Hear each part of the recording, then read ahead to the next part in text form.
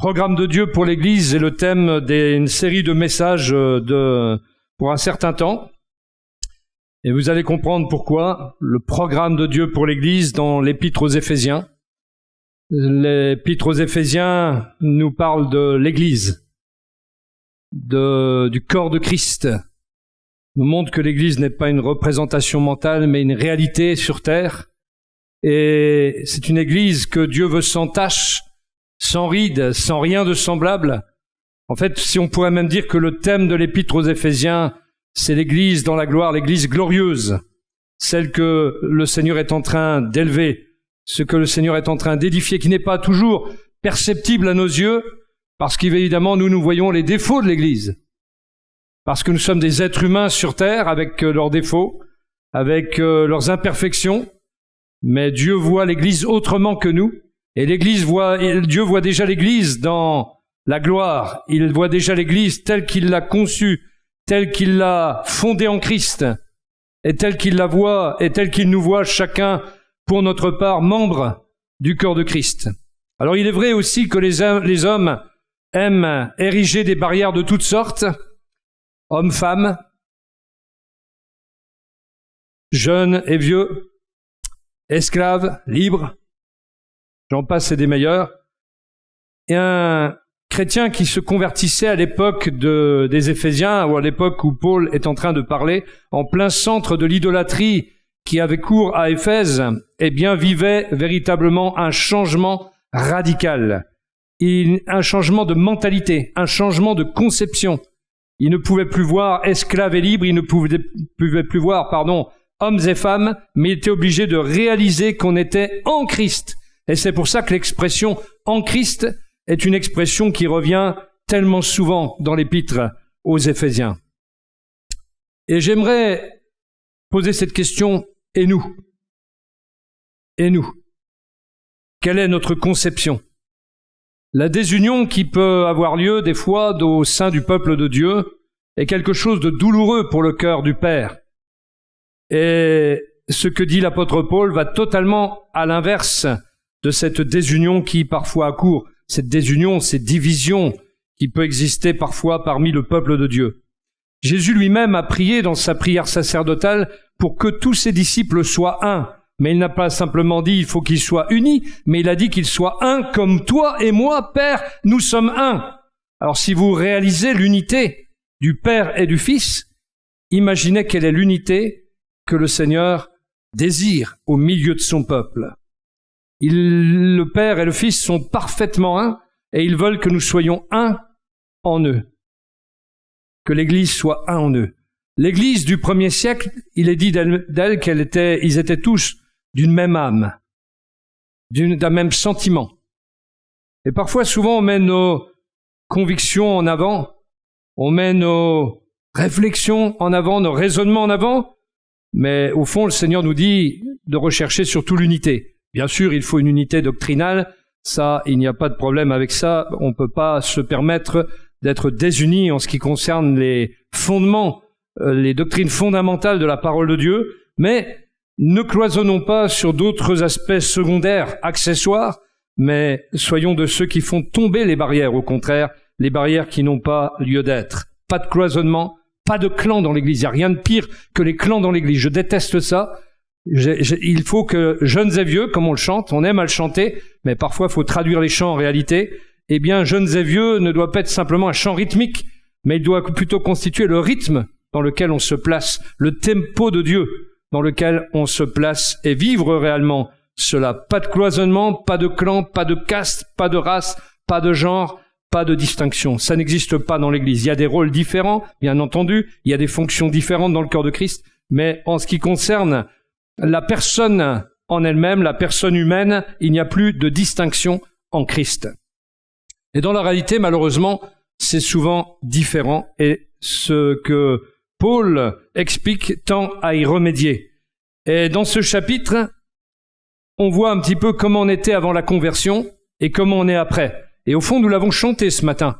Pratiquement tous les chants convergeaient vers ce moment de la parole. Même certaines prières qui se sont élevées convergeaient vers ce moment de la parole. Et on va voir donc ce que nous étions, notre ancienne position sans Christ. Oh, combien on était misérables. Voilà ce que nous dit chapitre 2 d'Éphésiens dans ces 3 premiers versets. Autrefois, j'espère que c'est toujours autrefois. Il ne faudrait pas que ce soit revenu. Il faut que ce soit de l'autrefois, jadis, dans le temps passé, antérieurement à notre rencontre avec Christ. Vous étiez morts. Quelle sentence! Vous étiez morts à cause de vos fautes et de vos péchés. Par ces actes, vous conformiez alors votre manière de vivre à celle de ce monde, et vous suiviez le chef des puissances spirituelles mauvaises, cet esprit qui agit maintenant dans les hommes rebelles à Dieu. Nous aussi, nous faisions autrefois tous partie de ces hommes. Nous vivions selon nos désirs d'hommes livrés à eux-mêmes, et nous accomplissions tout ce que notre corps et notre esprit nous poussaient à faire. Aussi étions-nous par nature destinés à subir la colère de Dieu comme le reste des hommes. Telle était notre condition avant de connaître Christ. J'espère que vous vous reconnaissez. Il ne faudrait pas qu'un certain orgueil spirituel nous ait gagnés au point de nous faire penser qu'on était déjà brave avant et qu'on était déjà glorieux avant. Adam a perdu sa gloire lors de la chute. Il était glorieux, les rabbins nous enseignent, je ne sais pas si c'est vrai, mais j'y crois un petit peu quand même, que même le talon de Adam brillait comme le soleil. Imaginez sa face, combien elle devait luire, si c'est cela, de la gloire et de la grâce de Dieu qui était sur cette créature placée dans ce jardin. Et puis le jour, où il a chuté avec Ève, cette lumière, cette gloire qui était sur lui, elle s'est éteinte. Est venu le temps de l'obscurité, est venu le temps où la lumière ne brillait plus, la vie ne brillait plus en Adam, la mort avait gagné son esprit et avait gagné aussi son corps. Et puis bien entendu, cette brillance qui était la caractéristique de la gloire que Dieu avait placée sur lui, elle est tombée. Et c'est ainsi que nous étions des êtres sans gloire, des êtres éteints, des êtres morts vivants. Nous étions vivants physiquement, biologiquement parlant, mais nous étions morts spirituellement parlant, totalement étrangers à la vie de Dieu. Et ce qui nous est décrit ici, c'est notre condition donc avant de connaître Christ, et c'est la description d'une vie telle que la vie ce monde. Ce sont des hommes et des femmes sans Dieu qui suivent leurs instincts. Et puis c'est aussi une vie vécue sous l'autorité du prince de la puissance de l'air, nous dit l'apôtre Paul. Pourquoi? Parce que Adam, en péchant, a donné les clés de ce monde à Satan. Et Dieu est juste. C'est pour ça, je ne sais plus avec qui on parlait, je crois que c'était hier, mais en fait, pourquoi, alors que Dieu aurait pu détruire Satan, il a permis que même Satan vienne tenter l'homme? Eh bien parce que Dieu est juste. Et Dieu est même juste avec Satan. Ça va vous étonner. Mais il faut dire ce qui est. Il est juste même avec le diable. Le diable a perdu sa place. Un jour, le diable est tombé de sa gloire. Il est complètement déchu.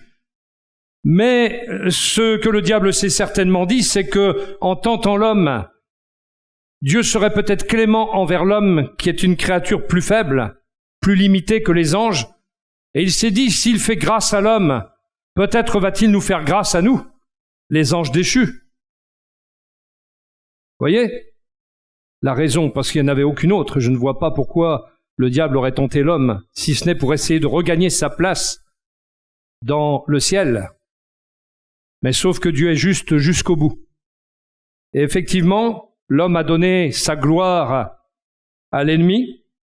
Il a donné sa position d'autorité sur la terre à l'ennemi. C'est pour ça qu'on appelle Satan le prince de ce monde, ou le prince de la puissance de l'air, c'est-à-dire celui qui, au fond, est un petit peu le chef d'orchestre de l'atmosphère qui gouverne notre monde, l'atmosphère qui accourt dans ce monde, une atmosphère de péché, une atmosphère tournée vers le mal, et surtout tournée vers le fait de repousser Dieu, de rejeter Dieu et tout ce qu'il représente. Et nous le voyons bien dans notre société, tout est fait.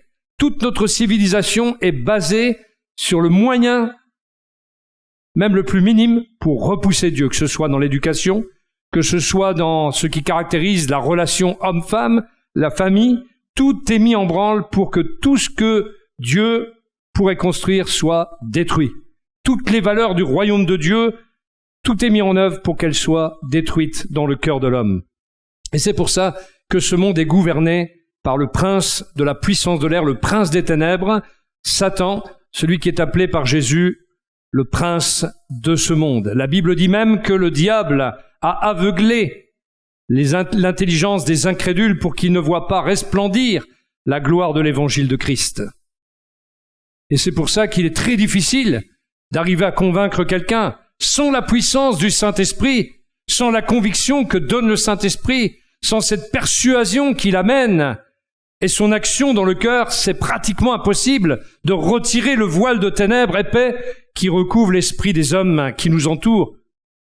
Mais heureusement, nous avons la puissance de l'Esprit de Dieu, l'action du Saint-Esprit dans les cœurs qui joue son rôle pour que plusieurs soient sauvés. Et nous espérons qu'une multitude se tourne vers le Seigneur. En tout cas, ça doit être notre prière de chaque jour, qu'une multitude d'âmes se tournent vers Christ pour que le royaume de Dieu soit rempli et que l'enfer soit pillé. C'est une vie aussi de désobéissance qui caractérise les gens de ce monde. On tourne le dos à Dieu, tout est fait pour qu'on tourne le dos à Dieu, tout est fait aussi pour qu'on fasse taire notre conscience et que cette conscience soit cautérisée. Et même s'il peut gagner quelques élus, quelques soi-disant disciples, eh bien, il va le faire pour séduire et amener même quelqu'un qui se dit chrétien à être rebelle à la parole de Dieu. Et il y a des gens qui aujourd'hui ont coupé la Bible avec un coup de canif. Et il reste plus grand-chose des paroles de Dieu. On retire ce qui nous embête, on n'obéit pas à ce qui nous dérange. On a l'oreille avec des démangeaisons d'aller voir ou entendre des prédications qui vont aller dans notre sens et non pas dans celle de l'esprit de la croix, dans celle qui dénonce le péché, parce que dénoncer le péché, ça nous dérange. Mais le véritable évangile, c'est un véritable évangile qui dénonce le péché, qui dérange les consciences, qui brise la dureté des cœurs. C'est un marteau qui frappe l'incrédulité, c'est un marteau qui frappe là où ça doit faire mal pour justement après apporter le bonheur, apporter la véritable joie, apporter tout ce que le Seigneur a en réserve pour l'âme de celui qui se tourne vers lui. Et nous aurions tort d'amoindrir l'évangile.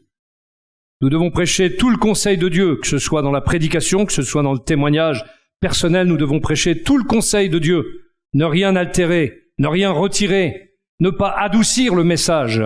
Parfois, il y a des gens après qui m'est arrivé de prêcher peut-être durement, mais Jésus aussi.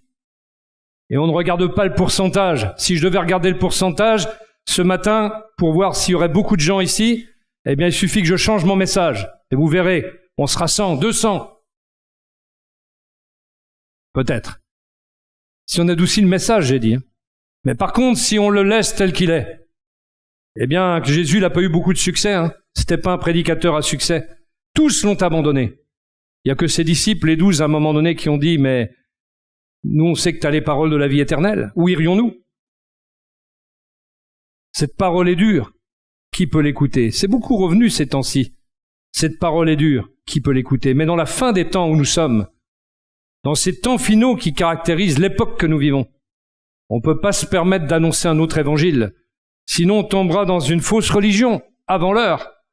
Mais le véritable évangile dénonce le péché, parle de la repentance, parle du retour de Jésus, parle de la nécessité d'être équipé spirituellement pour vaincre les tentations, pour vaincre le péché. Le véritable évangile parle de la sanctification. Le véritable évangile parle de transformation de la mentalité, transformation du cœur. Parce que le cœur, il est retors, le cœur, il est tortueux par-dessus tout, et nous ne pouvons pas altérer la parole de Dieu, disait l'apôtre Paul. Nous devons annoncer un message sans compromis. Et parce que ce message sera sans compromis, alors peut-être on va être 100, 200, 300. Parce qu'à un moment, quand l'homme a touché le fond, il aime la parole de Dieu. Parce qu'il n'aura plus le choix.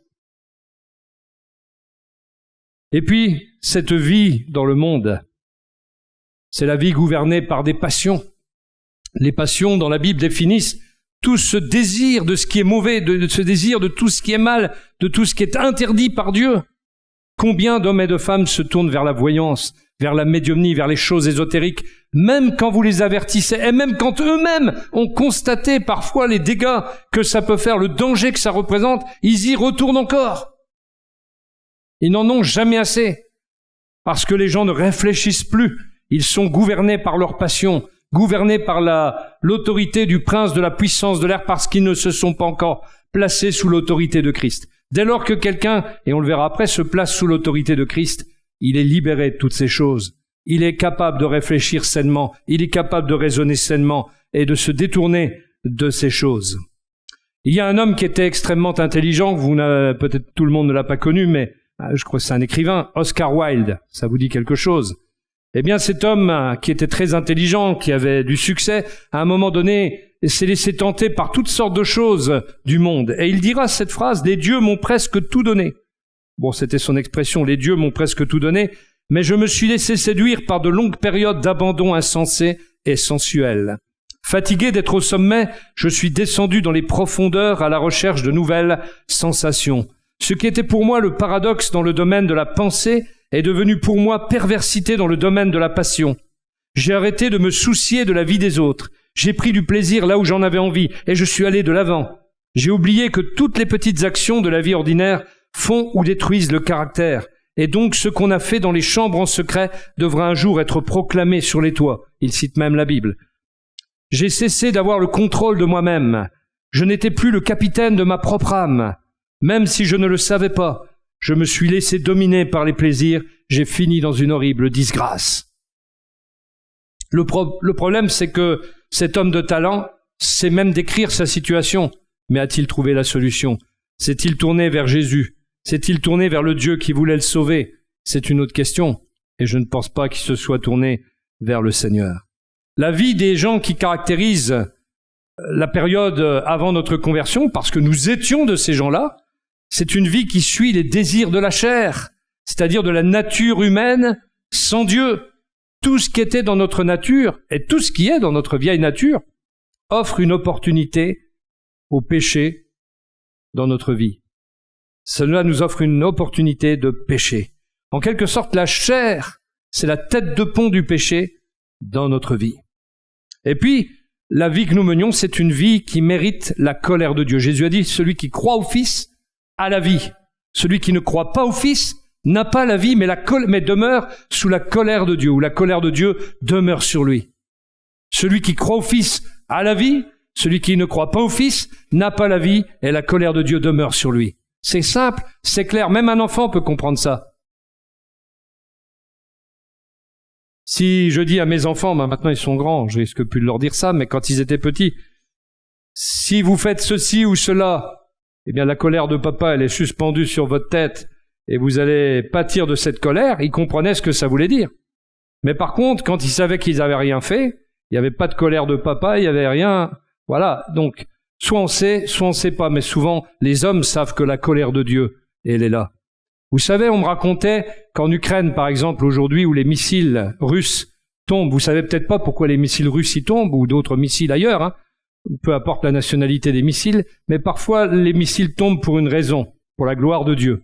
Ça peut surprendre, hein. Mais il y a des gens qui remplissent les églises actuellement en Ukraine, qui n'y allaient pas, parce que depuis que les missiles tombent, beaucoup de gens vont dans les églises. Et quand tout devient paisible, bizarrement, ils désertent à nouveau les églises. Alors d'un seul coup, il y a de nouveau des missiles qui viennent. Réels, racontés par des Ukrainiens. Hein. Je ne l'invente pas, celui-là. Dieu sait ce qu'il fait.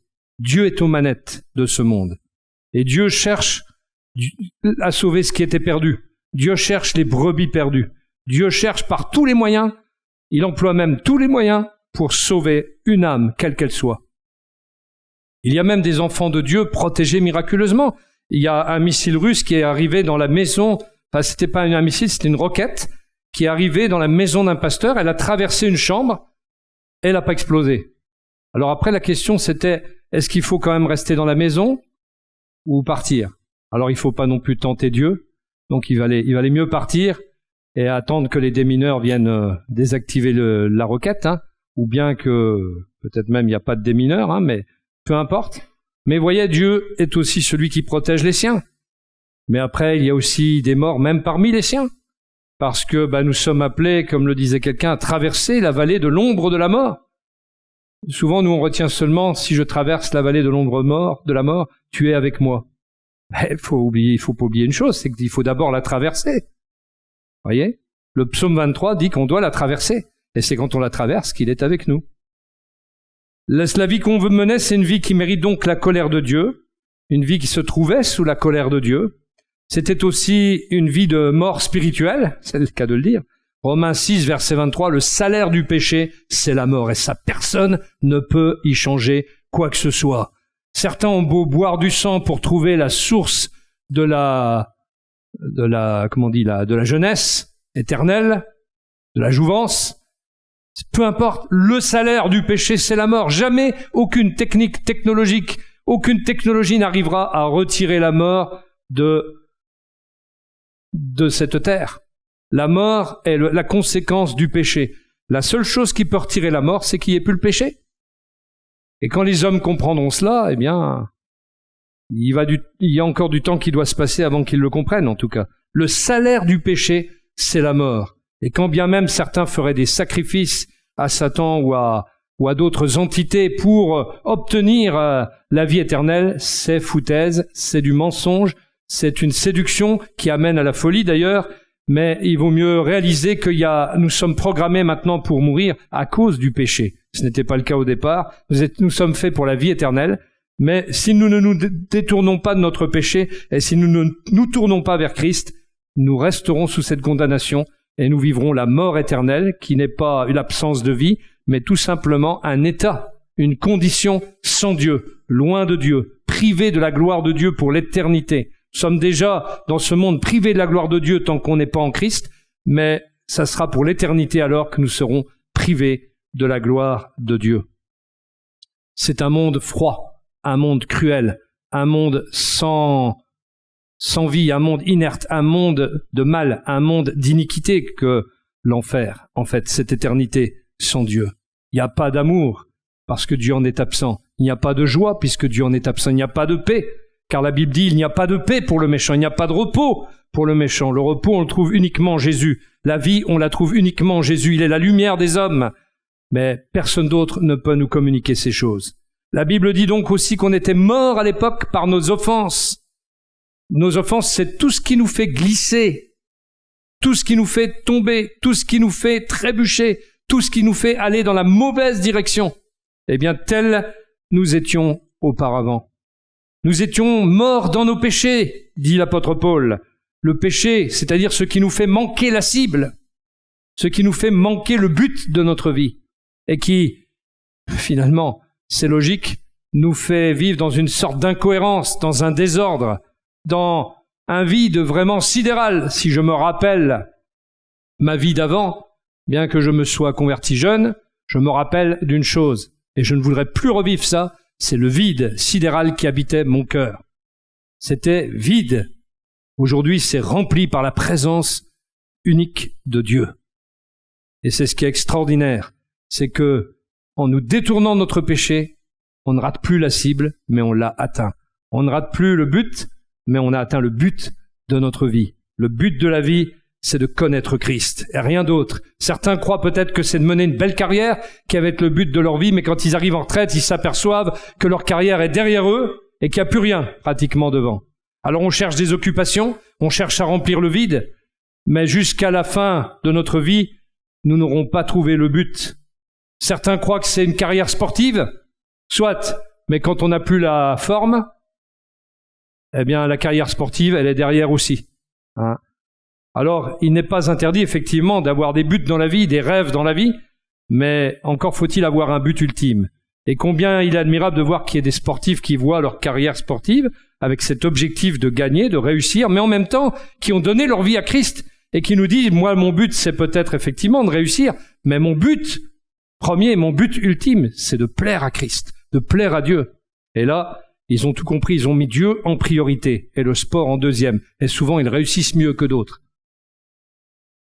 Nous étions dans le train de ce monde, dans le cours du train de ce monde. Le train de ce monde, c'est ce qui se conforme aux directives et aux plans de Satan, le prince de la puissance de l'air.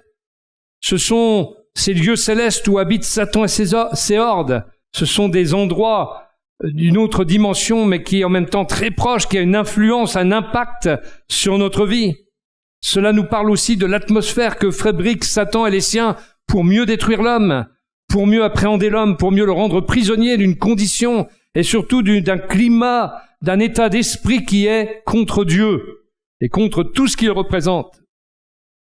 Quand vous allez dans la rue et que vous parlez avec quelqu'un 5 minutes de Dieu, les gens des fois ils sont là. Ça se limite à ça parfois la conversation. J'ai fait quelques années de stand biblique sur la place, sur des places publiques, et j'en ai vu des réactions. Il y a celui que vous pensez convaincre et qui vous soulève.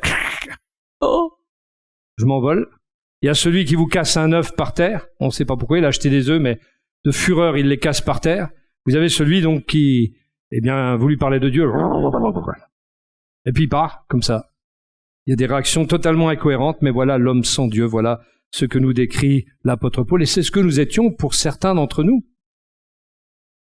Nous étions aussi fils de la rébellion, c'est-à-dire, les fils de la rébellion, c'est ce qui caractérise la désobéissance envers Dieu et envers tout ce qui représente l'ordre, l'autorité émanant de Dieu. Et en cela, nous sommes tous des fils de la rébellion, car tous nous avons rejeté Dieu, par nature, mais aussi par position et par action. Nous étions remplis de nos convoitises. Les convoitises, ce sont les inclinations, les désirs de toutes sortes, mais qui sont des désirs sans frein, effrénés donc, et qui nous conduisent dans toutes sortes d'esclavages supplémentaires. Nous sommes déjà esclaves de la puissance du péché, mais le diable n'en a jamais fini avec nous. Il veut nous rendre esclaves d'un tas de choses. Quand vous regardez la vie de certaines personnes, il y a la drogue, la prostitution, le tabac, l'alcool. On dirait que ça n'en finit jamais même.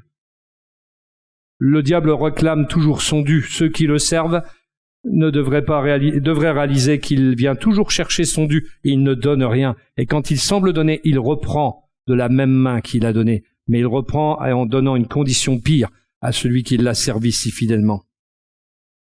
Nous étions esclaves de notre propre volonté. Ces volontés que nous avons, parce qu'il y en a plusieurs au fond, c'est la force du désir que nous avons parfois, le fait de vouloir ou de rechercher quelque chose intensément comme une idée fixe. Eh bien, nous étions conduits par cette volonté de faire ce qui nous semblait bon, de faire ce qui nous semblait juste à nous. Et cette volonté-là, elle existe encore parfois chez les chrétiens, qui préfèrent faire leur propre volonté que de faire celle de Dieu. D'où le fait que Jésus lui-même, homme, a dit « Non pas ma volonté, Seigneur, mais la tienne ». Et le Christ a fait la volonté de Dieu à tout moment de sa vie terrestre, à tout moment de son existence terrestre. Nous étions ainsi par nature des enfants de colère, nous rappelle l'apôtre Paul. Et voilà qu'il enclenche avec notre nouvelle position, et c'est là que l'Église doit découvrir quelle gloire est la sienne aujourd'hui, quelle position est la sienne. Notre nouvelle position, c'est d'être sauvé, bien entendu. Alors lisons ce que dit l'Écriture. Mais il y a un mais, le mais de Dieu qui vient couper la condition dans laquelle on était. Le mais de Dieu, c'est Jésus. Le mais de Dieu, c'est le sacrifice de Christ. Le mais de Dieu, c'est la croix. Le mais de Dieu, c'est la rédemption. C'est ce désir éternel que Dieu avait de sauver l'homme, de sauver ce qui était perdu et d'amener l'homme à la connaissance de sa personne, d'amener l'homme à une position où on n'est plus esclave, mais où on est libre. Alors, mais Dieu est riche en bonté. Aussi, à cause du grand amour dont il nous a aimés, alors que nous étions spirituellement morts à cause de nos fautes, il nous a fait revivre les uns et les autres avec le Christ. C'est par la grâce que vous êtes sauvés.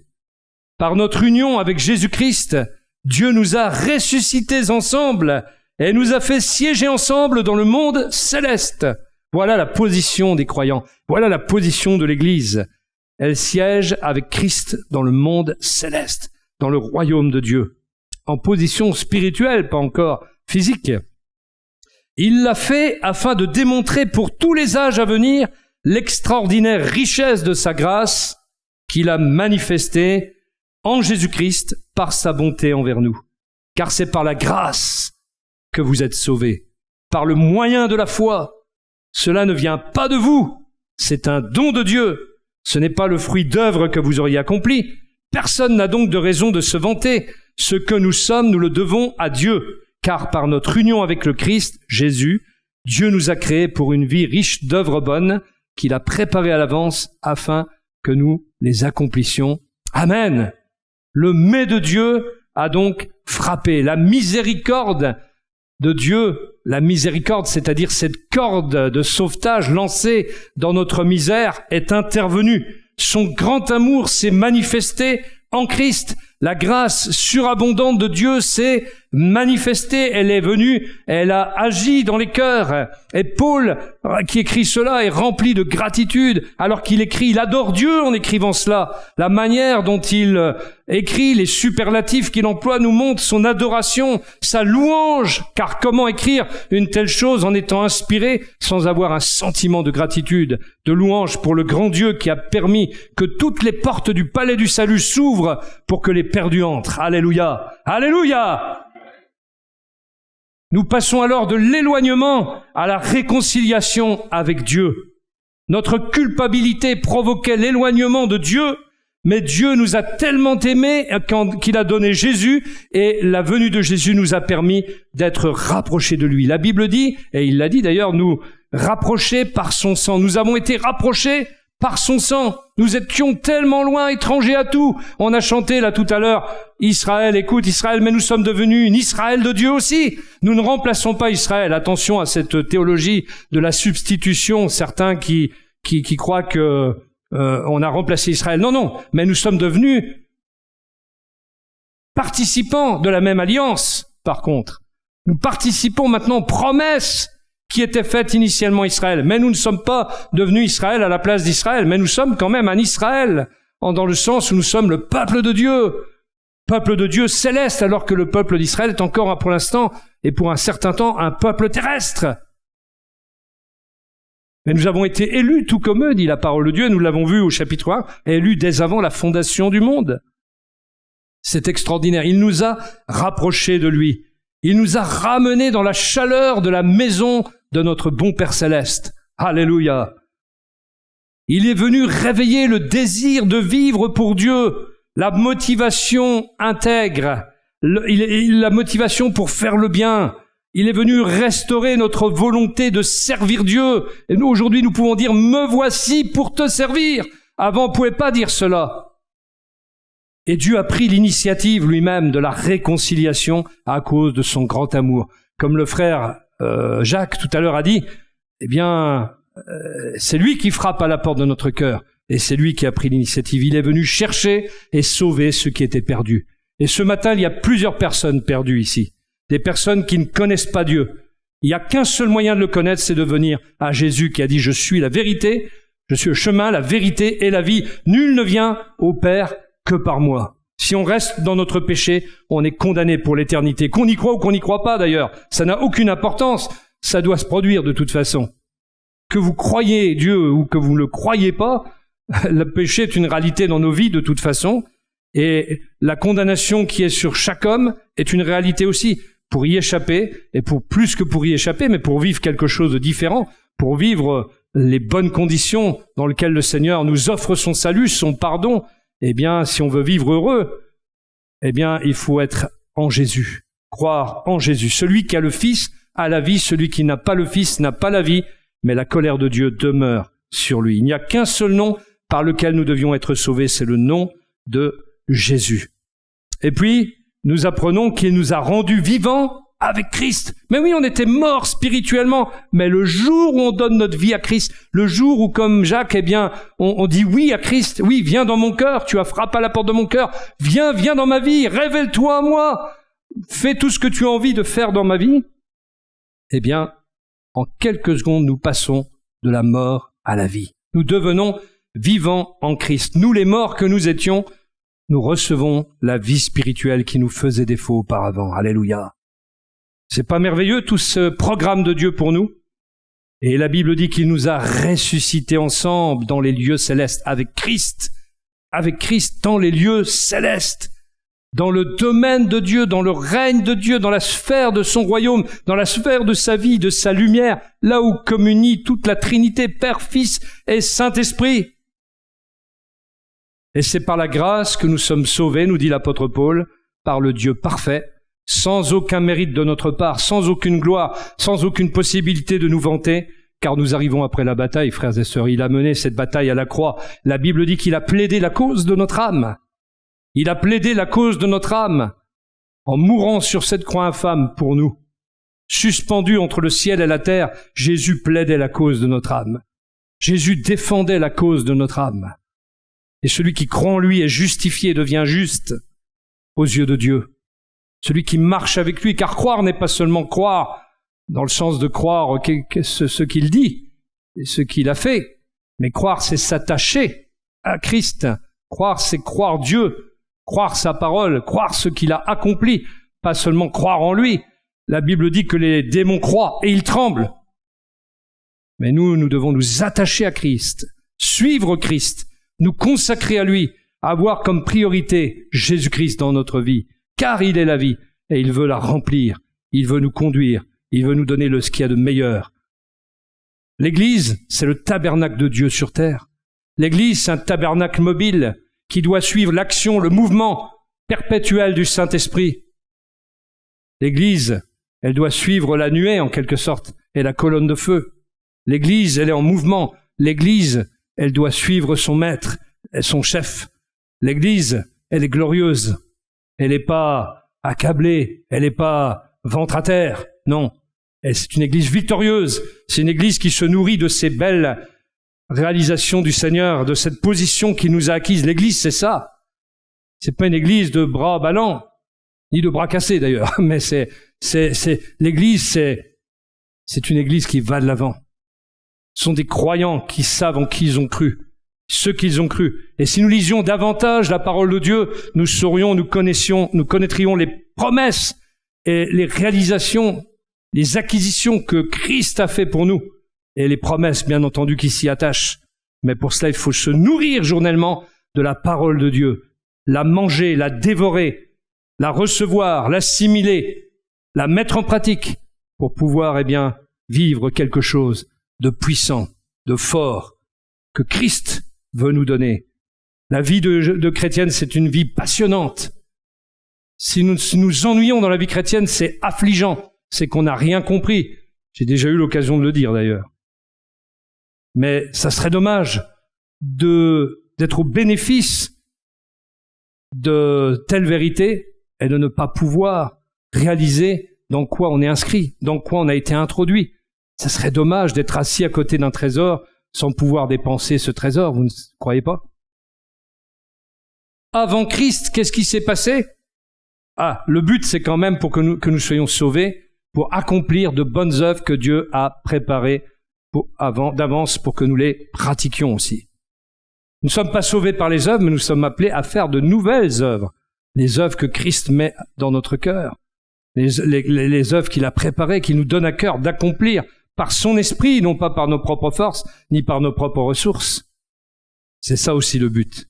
Et avant Christ, l'apôtre Paul nous dit, c'est pourquoi vous qui portez dans votre corps la preuve que vous n'êtes pas des Juifs, et qui donc êtes traités d'incirconcis par ceux qui se disent les circoncis, à cause d'un rite accompli sur leur corps et par des hommes, rappelez-vous quelle était votre situation d'autrefois. En ce temps-là, vous étiez sans Messie, c'est-à-dire sans Christ. Christ, ça veut dire Messie. Vous n'aviez pas le droit de faire partie du peuple d'Israël.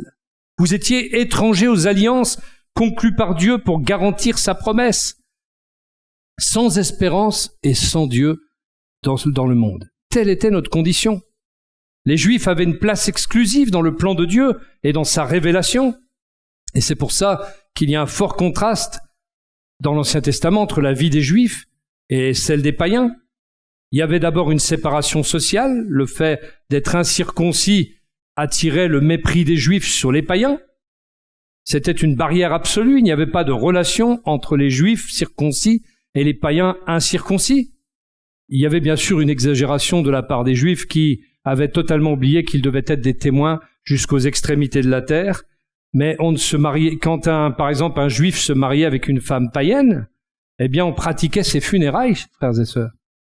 Il était considéré comme mort dans la société juive, on pratiquait ses funérailles, même sans que son corps soit là, mais il était déclaré comme impur rituellement, et donc on faisait les funérailles. Il était enterré aux yeux de la société juive. Avant Christ, la barrière est donc présente, ce mur de séparation, mais après Christ, cette barrière, elle est supprimée. Et puis bien sûr, il y avait une séparation spirituelle, parce que les païens n'attendaient aucun Messie. Ils n'attendaient aucun Christ, ils étaient donc sans Christ dans ce monde. Et nous-mêmes, nous étions sans Christ dans ce monde. Ils étaient étrangers à la société d'Israël, c'est-à-dire le peuple saint gouverné par Dieu lui-même, ce qu'on appelle une théocratie. Or aujourd'hui, bien qu'on vive évidemment dans la société, parce qu'on est obligé, nous sommes quand même maintenant, non plus étrangers à Israël, à la vie d'Israël, mais nous sommes maintenant bénéficiaires de cette alliance que Dieu avait établie. Nous sommes aussi des élus. L'Église, ce sont les élus de Dieu. Et puis, l'Église à part aux promesses de Dieu, aux bénédictions de Dieu. L'Église, elle est devenue participante de la nature divine, disent les Écritures. Et en même temps, nous sommes aussi, nous, gouvernés par le Saint-Esprit qui nous conduit dans telle ou telle direction. Nous sommes conduits par Dieu dans notre vie, si tant est que nous le laissons évidemment conduire notre vie. Et nous vivons une certaine théocratie quand même. Limitée, mais elle est quand même là. Et puis, nous étions autrefois étrangers aux alliances sur lesquelles étaient basées les promesses de Dieu. Mais ce n'est plus le cas aujourd'hui, nous qui sommes en Christ. Nous étions aussi sans espérance et sans Christ, et nous étions sans Dieu, c'est-à-dire athéos, athéos dans le monde. Mais athéos, c'est plus que athée, parce que c'est vraiment sans Dieu. Sans Dieu. Celui qui se dit athée, c'est une conception intellectuelle, mais là, c'était la réalité, nous étions sans Dieu dans le monde. Mais il a été mis fin à la fin des barrières, finalement. Enfin, il a été mis fin aux barrières, et proclamé aussi l'unité du corps de Christ. Alors on continue. Il y a encore un mais. Deuxième mais. Mais, maintenant, par votre union avec le Christ, Jésus, vous qui autrefois étiez loin, vous êtes devenus proches grâce au sacrifice du Christ. Ça, on l'a dit. Car nous lui devons notre paix. Il a en effet instauré l'unité entre les Juifs et les non-Juifs et abattu le mur qui les séparait. En livrant son corps à la mort, il a annulé les effets de ce qui faisait d'eux des ennemis, c'est-à-dire de la loi de Moïse dans ses commandements et ses règles. Il voulait ainsi créer une seule et nouvelle humanité à partir des Juifs et des non-Juifs qu'il a unis à lui-même en établissant la paix. Il voulait aussi les réconcilier les uns et les autres avec Dieu et les unir en un seul corps en supprimant par sa mort sur la croix ce qui faisait d'eux des ennemis. Ainsi, il est venu annoncer la paix à vous qui étiez loin et la paix à ceux qui étaient proches. Car grâce à lui, nous avons accès les uns comme les autres auprès du Père par le même esprit. Il n'est pas question dans l'esprit de Paul d'église messianique. Ça n'existe pas, vous voyez. On lit exactement le contraire. On parle d'unité entre les Juifs et les non-Juifs. Vous voyez? Il n'y a pas d'église messianique, il n'y a pas d'église communautaire juive. Au contraire, il est dit que le mur de séparation a été brisé et que Dieu voulait réconcilier les uns les autres et les unir en un seul corps, en supprimant par sa mort sur la croix ce qui faisait d'eux des ennemis. Ceux qui étaient loin ont été rapprochés par le sang de Christ. C'est que nous rapporte Paul, c'est une citation d'Ésaïe 57, verset 19, qui dit « Paix, paix sur celui qui est au loin et sur celui qui est près. » La barrière de séparation a été enlevée. Et Paul évoque ici le temple, parce que l'enceinte du temple, elle comportait une série de parvis, des sortes de cours, chacune un peu plus élevée que le précédent, avec le temple dans la cour vraiment intérieure. Et d'abord, on trouvait le parvis des gentils, c'est-à-dire des nations, des païens, et ensuite il y avait le parvis des femmes, le parvis des prêtres, et puis il y avait le lieu saint, et le lieu très saint également. Et puis les païens ne pouvaient même pas entrer au-delà du premier parvis, même pas dans le parvis des femmes. Il y avait un mur de marbre qui servait de séparation avec le parvis des femmes, et on ne pouvait pas entrer sous peine de mort. Ça va loin, hein? Et c'est ici ce qu'évoque l'apôtre Paul, mais dans un sens spirituel. La présence de Dieu n'était pas accessible aux païens que nous étions, on n'arrivait pas à prier, on n'arrivait pas à adorer Dieu. J'ai pas le souvenir d'avoir pu prier Dieu avant de connaître Christ. Ou alors c'était vraiment des prières fabriquées, récitées, évidemment. Mais c'était pas des prières. Prière, c'est une relation. C'est une respiration de l'âme avec Dieu. C'est un contact. Comme je dis souvent pour expliquer la prière à ceux qui des fois ne savent pas, mais la prière, c'est, si je parle à Paul, je lui dis pas « Oh, ma Paul, glorieuse Paul !» Non. Je lui parle « Paul, passe-moi le sel. Paul, tu es gentil. Paul, qu'est-ce qui ne va pas aujourd'hui ?» Eh bien, Dieu nous parle comme ça et nous parlons à Dieu de la même façon, avec cette simplicité. On n'est pas obligé de dire « Oh, Dieu glorieux, daigne aujourd'hui jeter ton regard sur moi et écouter ma voix. » Non. On parle à Dieu normalement. Et Dieu aime la simplicité. Dieu aime cette droiture du cœur aussi. Et nous apprenons qu'il est notre paix, c'est-à-dire qu'il est notre avocat et que c'est en lui que le mur est renversé. Il a uni les Juifs et païens dans une nouvelle humanité, une nouvelle race. Il a réconcilié les deux parties avec Dieu, et c'est l'image de l'amitié retrouvée. Réconciliation des êtres humains en Dieu. Il y a des fois des gens qui étaient ennemis, tiens, vous vous rappelez de Mario, qui était venu ici, Mario Nakarato, le cycliste, qui racontait qu'il était ennemi d'un cycliste, qu'il l'avait renversé volontairement là pour gagner. Et puis un jour, il n'avait pas trop apprécié forcément, et il avait une dent contre ce gars-là. Hein. Et puis un jour, ils se sont retrouvés dans le même lieu, et ils étaient tous les deux pasteurs. Entre-temps, il y en a un qui est même missionnaire donc en Colombie, et lui évangéliste, et tous les deux se sont retrouvés, et ils se sont embrassés. Dieu avait renversé le mur de la séparation, de l'inimitié, de l'iniquité aussi. Et ces deux-là sont maintenant des frères en Christ qui s'invitent mutuellement. Et nous avons obtenu le droit d'accès à Dieu par le Saint-Esprit, nous dit l'apôtre Paul. Et ça nous amène à la fin du chapitre, l'unité dans la famille de Dieu. Voilà pourquoi vous n'êtes plus des étrangers ou des résidents temporaires. Vous êtes concitoyens des membres du peuple de Dieu. Vous faites partie de la famille de Dieu. Dieu vous a intégré à l'édifice qu'il construit sur le fondement que sont les apôtres, ses prophètes, et dont Jésus-Christ lui-même est la pierre principale. En lui, toute la construction s'élève, bien coordonnée, afin d'être un temple saint dans le Seigneur.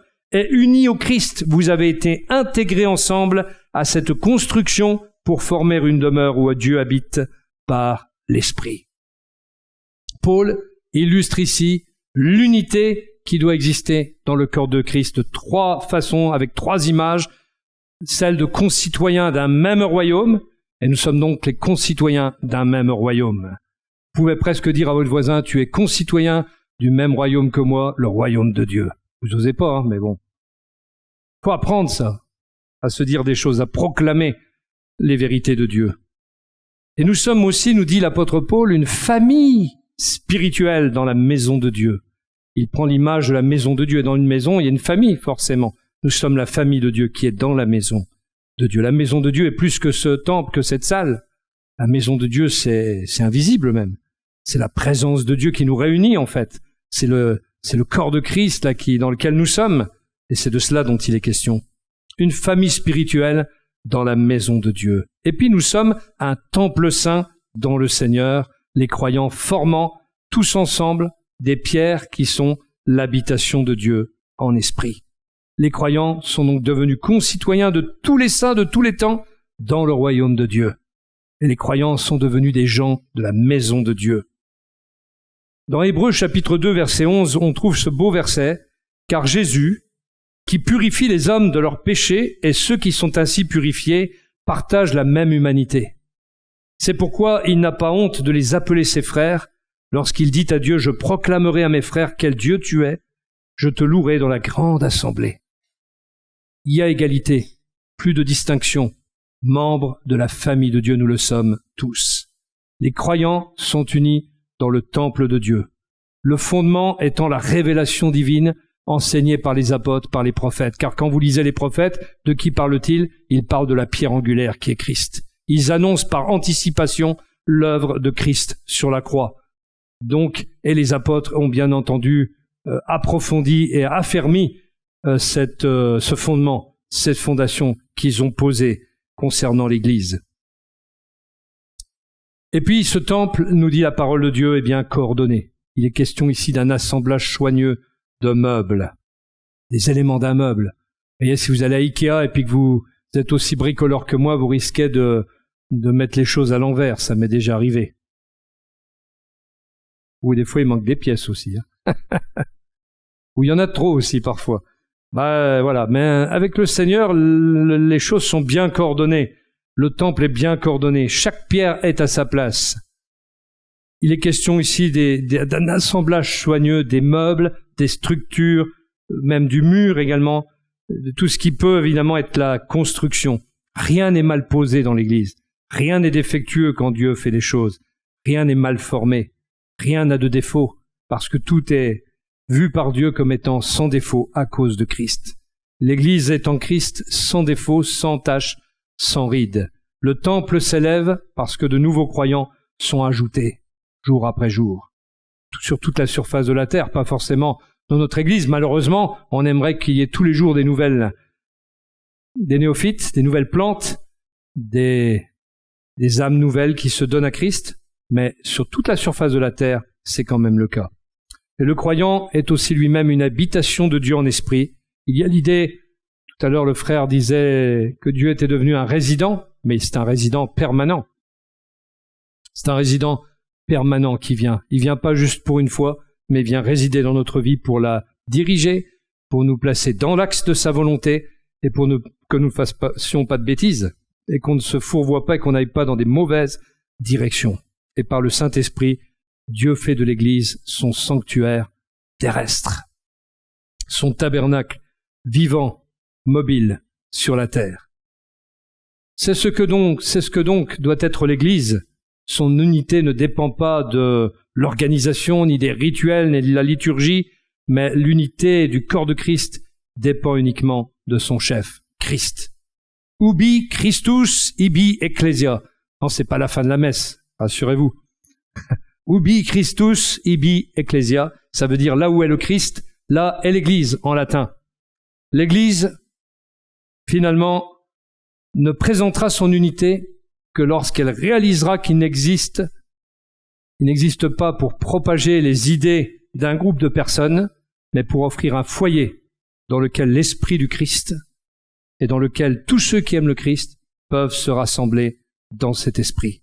Et c'est ce visage d'unité qu'on doit offrir au monde qui nous entoure. C'est ce que doit être l'Église, un phare dans la nuit et en même temps un foyer qui attire par ses flammes, par son ardeur, par sa chaleur, par son amour, les âmes qui sont errantes, les âmes qui sont dans la solitude, les âmes qui sont dans la dépravation, qui ne savent plus vers qui se tourner pour être libérées de cet esclavage et de cette condition que nous avons décrite au début du message. Soyons un dans le corps qui est l'Église. Pas de clan, pas de groupe, pas de secte, pas de parti. Un corps uni, un corps qui présente une même façade. Amen.